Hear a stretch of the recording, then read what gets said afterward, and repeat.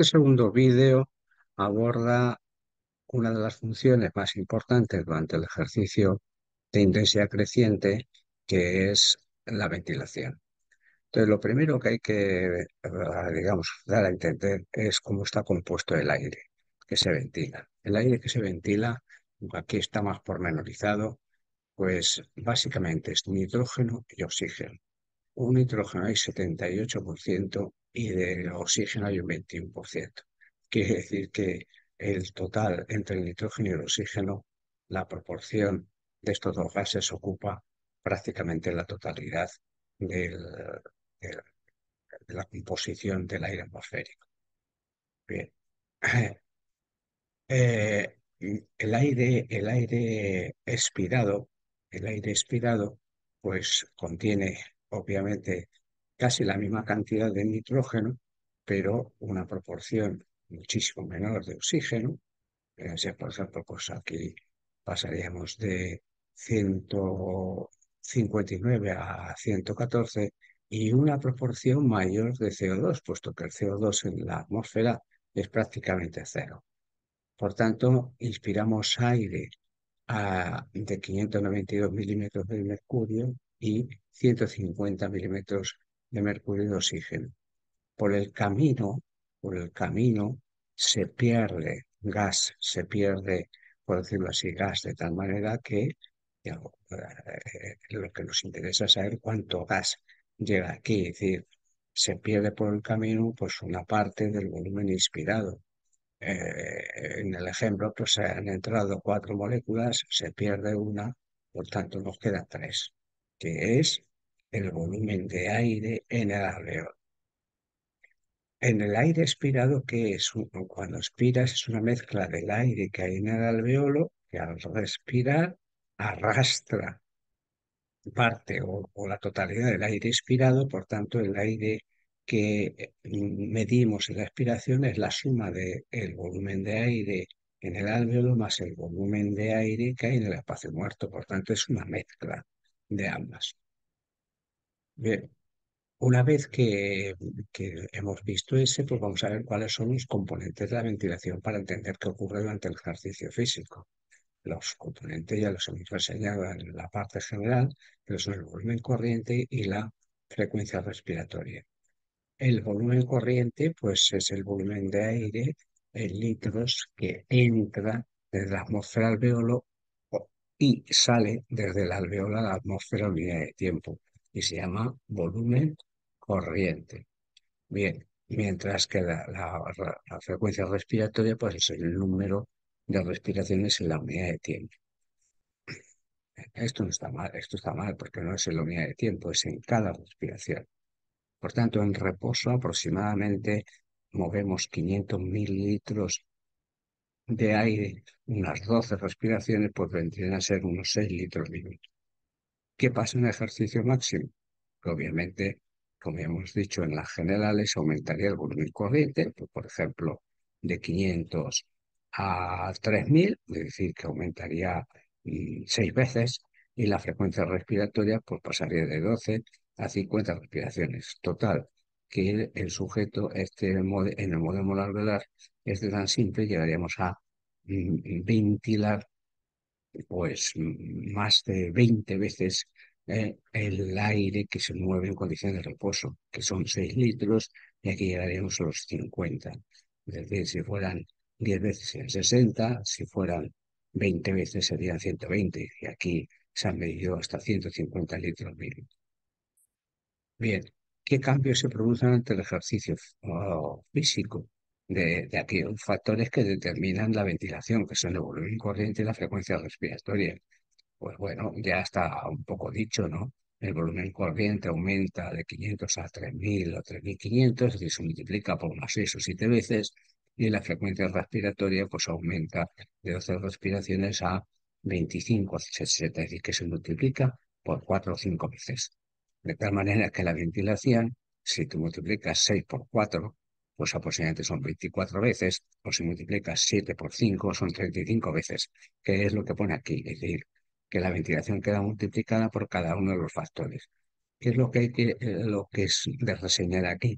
que el volumen corriente va aumentando progresivamente hasta una cierta intensidad, donde o el incremento es muy ligero, o bien incluso se alcanza la meseta. Mientras que la frecuencia respiratoria va aumentando progresivamente y a partir de una determinada intensidad que puede coincidir más o menos con el aplanamiento del volumen corriente, se dispara la frecuencia respiratoria. Es decir, el sujeto empieza a hacer una respiración muy frecuente. No vamos a decir jadeante, porque no es lo mismo, sino muy frecuente. De tal manera que entonces el resultado de las dos pues daría una ventilación exagerada. Contrariamente a lo que vimos al principio, en el cual hacíamos una línea recta. Recuerden que habíamos puesto que la ventilación seguía un comportamiento lineal. Pues no, no es verdad. El comportamiento de la respiración o de la ventilación no es lineal, sino que es, digamos, exponencial en algunos casos. Bien, ¿cuál es la limitación de la ventilación? Pues es una relación o unas limitaciones similares a las que se produce en el gasto cardíaco. Aquí a la izquierda tienen los volúmenes que se miden en condiciones de reposo. Este es el volumen corriente, este es el volumen inspiratorio de reserva, este es el volumen expiratorio de reserva, y aquí tendríamos el volumen expirado en el primer segundo, que es un factor importante, sobre todo para las personas enfermas. Para las personas sanas, esto no es nada relevante. Claro, ¿cuál es el límite del volumen corriente? Pues que viene determinado por la capacidad máxima, es decir, por lo grande que sea la suma de todos estos volúmenes, el volumen inspiratorio de reserva más el volumen corriente más el volumen expiratorio de reserva. Cuanto mayor sea, pues obviamente mayor es el volumen corriente que puedes mover. Y entonces la limitación viene por la capacidad vital forzada. Alrededor, ¿cuánto puedes mover de esa capacidad vital forzada? Pues aproximadamente hasta el 60%. Puede ser que en atletas muevas un poco más, pero ese es el 60% de la capacidad vital. Es decir, que una persona que mueva en una respiración, por ejemplo, 4 litros, pues 6 por 4, 24, podría mover durante el ejercicio en cada respiración unos 2.500 mililitros en cada respiración. Bien, ¿y esto por qué viene determinada? Pues viene determinada por la actividad de los centros respiratorios, de la relación de la respiración. El límite que pues estoy aquí hasta 60 respiraciones por minuto, que también puedo respirar mucho más, sí, claro, pero con descenso de volumen corriente. Por lo tanto, ¿cuál es la diferencia notable? Que esto sería equivalente el volumen corriente al volumen sistólico, y esto sería equivalente a la frecuencia cardíaca. Entonces, ¿cómo conseguías más gasto cardíaco? Por aumentar el volumen sistólico y aumentando la frecuencia cardíaca. Pero ¿cuál es la diferencia notable? Notable, no, notabilísima respecto a la respuesta cardíaca, que nosotros podemos influir en el volumen corriente y la frecuencia respiratoria, cosa que no se puede influir en el caso del corazón. Y eso es muy importante, porque puede haber técnicas que te sugieran cómo respirar, es decir, qué modelo respirar. Bien, entonces aquí lo que se suele medir es lo que se conoce como el nombre de máxima ventilación voluntaria, que no es ni más ni menos que intentar mover la máxima cantidad de aire con un número de veces mayor de lo normal. Por lo tanto, si aquí calculáramos el volumen promedio, porque todas no son iguales, como se puede ver, y como he hecho adrede, del volumen corriente por la frecuencia respiratoria máxima, conseguiríamos lo que se llama la máxima ventilación voluntaria. Como es una técnica difícil de ejecutar, pues lo que se suele hacer es estimarla. Pero en principio se puede medir, como de hecho nosotros sistemáticamente a lo largo de todos los años que lleva el laboratorio funcionando, se realiza. Otra cosa es que se realice bien, porque para realizarlo bien tienes que mover el volumen máximo que puedas en cada respiración y meterle la máxima frecuencia. Y entonces hay personas que no se dan cuenta de que a lo mejor les permiten a la persona que lo está ejecutando no una frecuencia sí máxima, pero no un volumen, y entonces no está bien. hay que alcanzar el volumen corriente promedio máximo. Bien, claro, el volumen, la máxima intención voluntaria se mide en reposo. ¿Vale? O bien se estima. Pero claro, la máxima capacidad para movilizar aire durante el ejercicio máximo no tiene que ver con, vamos, tiene que ver con la máxima intención voluntaria, pero no es la misma. Entonces, ¿cuánto se alcanza? Pues un porcentaje, aproximadamente el 75% en personas entrenadas y jóvenes y sanas. Bien, la ventilación alveolar, pues claro, es el parámetro determinante del rendimiento, porque ¿de qué te sirve? No sirve de nada mover mucho aire si no te llega al alveolo, nuestro modelo hipotético. ¿Vale? Entonces, lo que interesa es el aire que moviliza el alveolo. Por lo tanto, la pregunta es, ¿el volumen del espacio muerto se modifica durante el ejercicio físico? Principio, se estima que el volumen del espacio muerto se puede calcular multiplicando el peso por 2 y expresando en mililitros. De tal manera que, lógicamente, las vías respiratorias no cambian de tamaño del reposo al ejercicio. Luego le damos el mismo valor, 150, ¿no? Mililitros para una persona de 70 kilos de peso y unos 75, por ejemplo, de talla. Entonces, este es invariable. Entonces, ¿qué es lo que cambia? Pues el volumen corriente y la frecuencia respiratoria. Porque a los 500 le restas 150 y lo sigues multiplicando por 12. Por lo tanto, ¿cuánto aire realmente llega? 4,2 litros, ¿vale? No en reposo. Entonces, en ejercicio, pues puedes aumentar el volumen corriente, como le restas la misma cantidad, pero multiplicas por una frecuencia respiratoria mayor, puede llegar a 142 litros y medio. Pero claro, nada comparable con los valores que hemos dicho antes respecto a la ventilación. Es decir, que llegas a aumentar de 135 a 210. Claro, de 135 a 210 de ventilación total, no de ventilación alveolar, que queda reducida por el aire movilizado en una determinada unidad de tiempo por el espacio muerto, que hay que tenerlo en cuenta. Bien, contrariamente a como dijimos, si vuelvo a insistir, ¿qué es lo que ocurre? Pues que la ventilación no es una función lineal y está más que demostrado a lo largo del tiempo que primero tiene un incremento abrupto. Como se ve, este incremento pues pasa del 0 a 21 litros por minuto, pero en instantes. Aquí he puesto al 25%, pero incluso antes. Luego, a continuación, en vez de seguir este camino, que sería el lógico pensar, ¿qué es lo que hacen para los mecanismos de regulación? Incrementarlo más.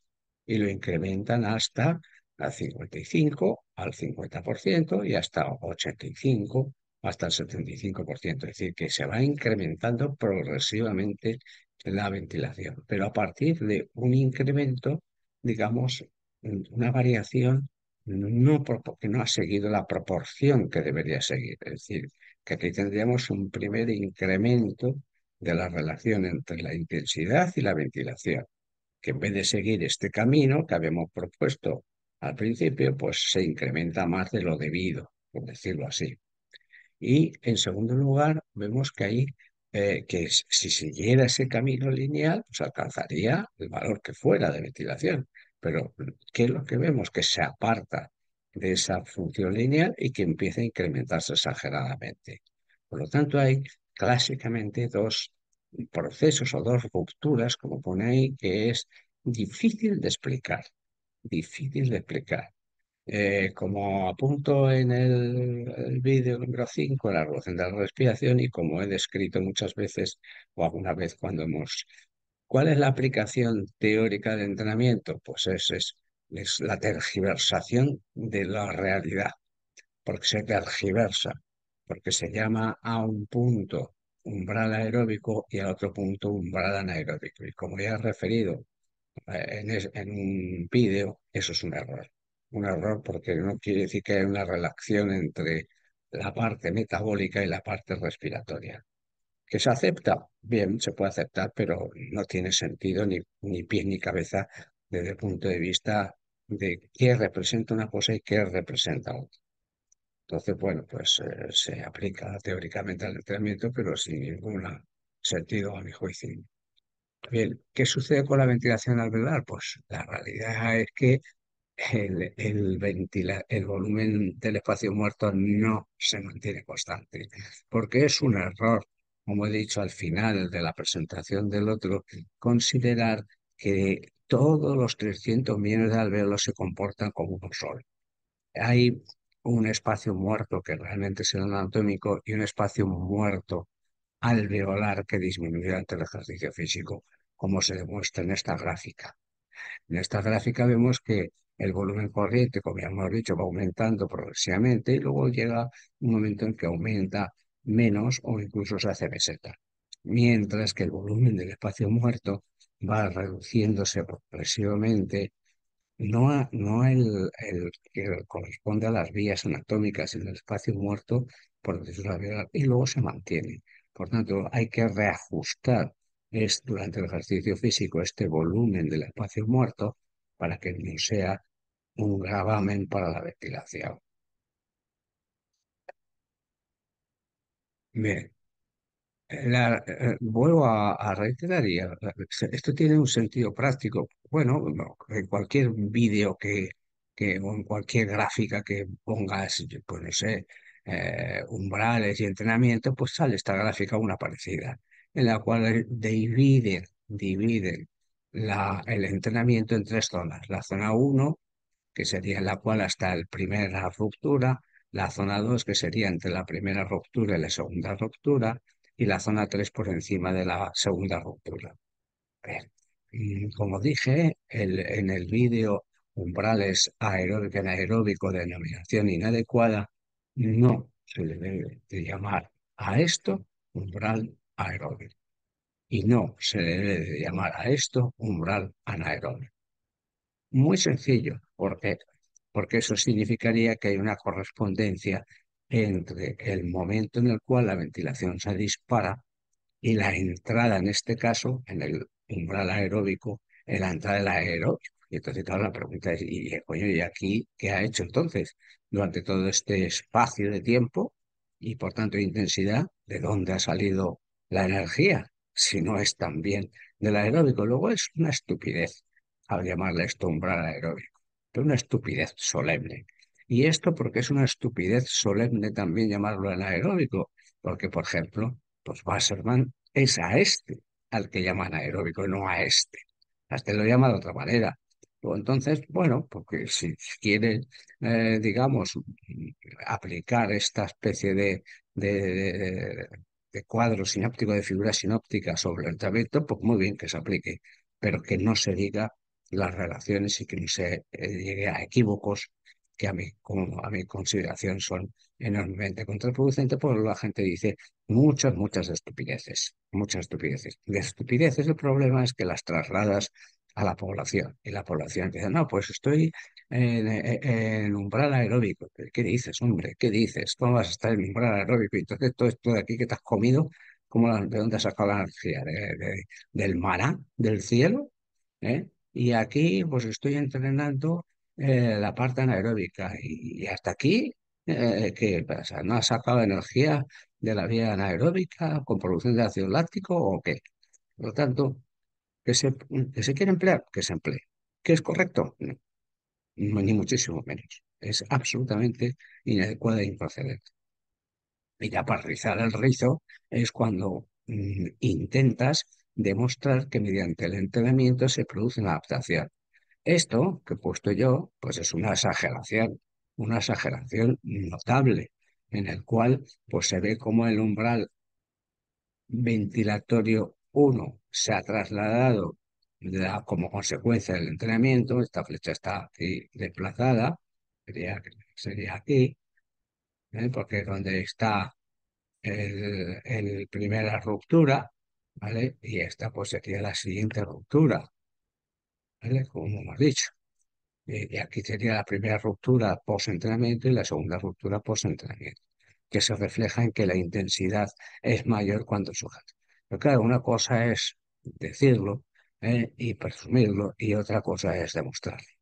Entonces, pues, que esto se desplace así, es decir, con el entrenamiento, pero un poco de ciencia ficción, porque significaría que pasas aquí pues con un porcentaje de intensidad pues bastante considerable y que aquí pues tres cuartos de lo mismo, que has trasladado digamos la adaptación a un porcentaje considerable y no digamos el desplazar de la ventilación. ¿Que esto puede ser posible? Sí, pero que se ha demostrado es otra cosa, porque claro, si resulta que ahora ya prescindiendo de los umbrales, que a cualquier intensidad el sujeto ventila menos, cuando está entrenando quiere decir que es más eficiente, porque para hacer la misma carga de trabajo, el sujeto mueve menos aire.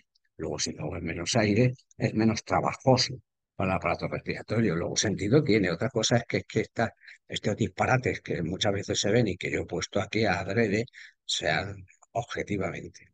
Entre otras cosas, porque, claro, depende de dos cuestiones importantes que se verán cuando entremos en la regulación, las señales centrales y las señales periféricas.